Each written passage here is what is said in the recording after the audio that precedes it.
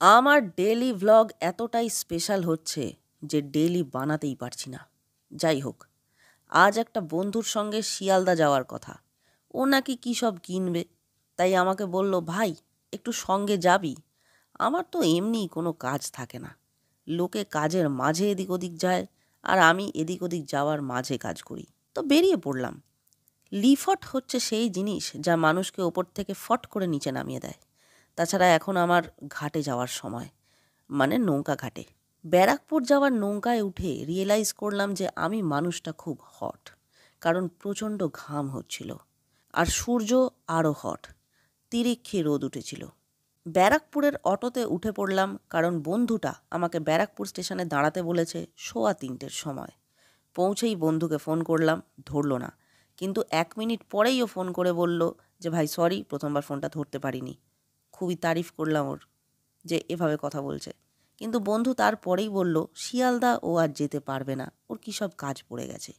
এবার আমি বন্ধুকে খিস্তি দিলাম, কিন্তু বন্ধু ফোন কেটে দিল। বাড়িতে বলেছিলাম আজ লাঞ্চ বাইরে করব।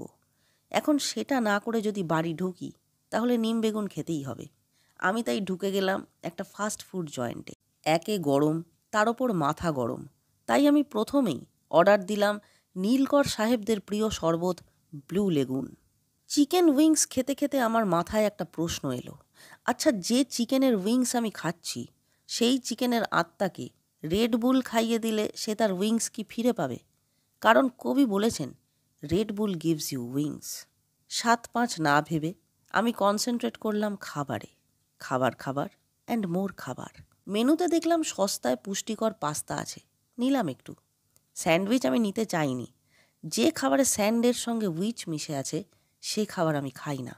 তাছাড়া উইচ ব্যাপারটা পডকাস্টেই ভালো, কিন্তু ওরা বলল ওরা আমার ভিডিও দেখে আর স্যান্ডউইচটা নাকি ওদের তরফ থেকে এমনি এমনি গিফট, ওটাই নাকি ওদের স্পেশালিটি। আমি আবার কাউকে না বলতে পারি না।